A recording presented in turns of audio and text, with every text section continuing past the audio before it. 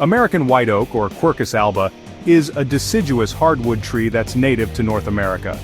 The heartwood of American white oak usually ranges in color from light tan or pale yellow-brown to dark or pale brown, and sometimes it can even show a bit of a pinkish tint. It has a straight but open grain, and honestly, it's pretty coarse in texture. American white oak is a really popular species for woodworking, mostly because of its attractive grain patterns, its stability, and its durability. You'll often find it used for interior applications such as skirting boards, architraves, cover fillets, and moldings. Material type? Well, it's a hardwood. It's also called Arizona oak, roble, or sometimes stave oak. When it comes to where it's found, American white oak is mainly distributed in the eastern United States.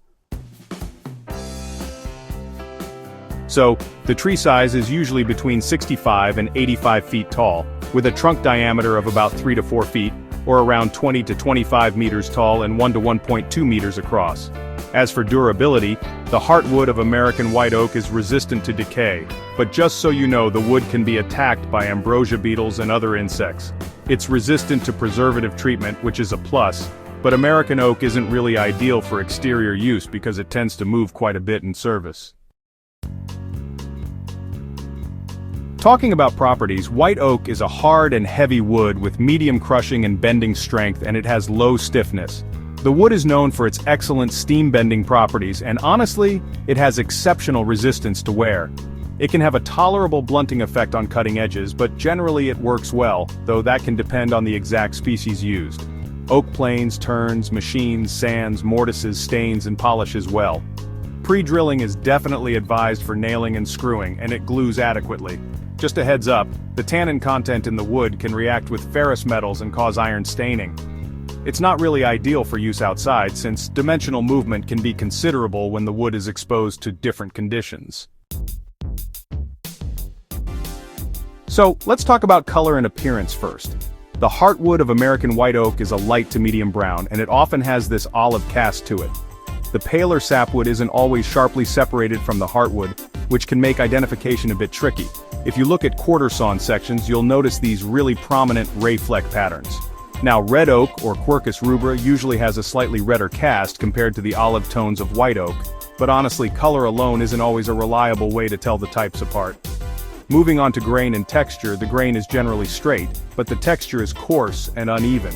As for moisture content, it's typically between 8 and 12% when kiln dried. When it comes to rot resistance, American white oak is rated as very durable. This is why it's frequently chosen for boat building and tight cooperage applications.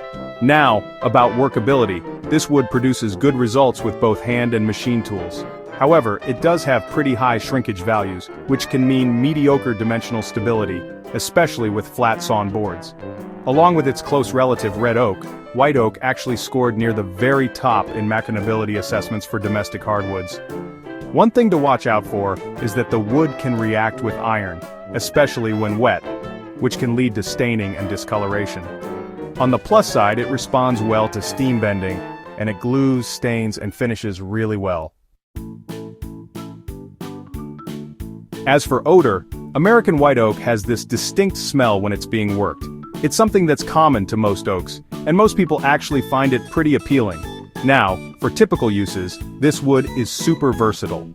It's used in furniture and cabinet making, joinery, office furniture, boat building, trim, paneling, flooring, and of course, cooperage for wine and whiskey barrels.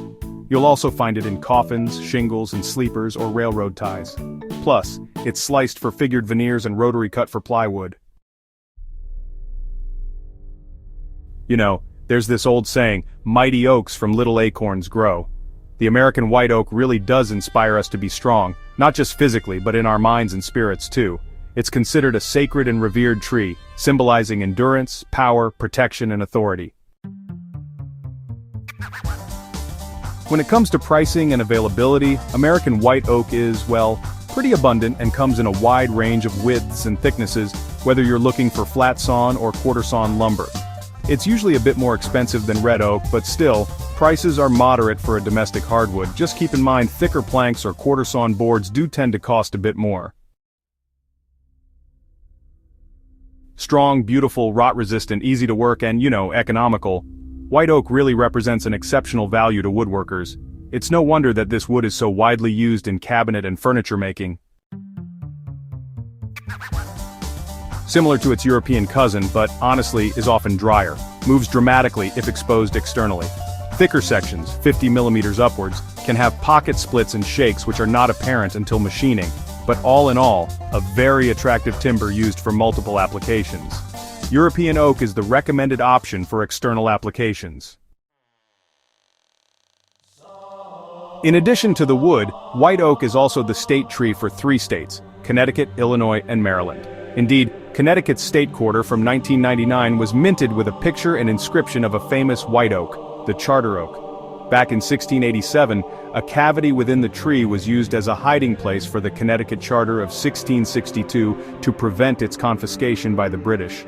According to the legend of the charter oak, on the night of October 31st, 1687, Joseph Wadsworth spirited the royal charter of 1662 out of Sandford's Tavern, and the clutches of Sir Edmund Andros ran across the bridge over the Little River and deposited it in the hollow of an ancient oak tree on the grounds of Samuel Willis's house in Hartford. Although historical evidence for this event is lacking, the legend has endured, and, well, long ago became Connecticut's defining political legend. Thanks for watching.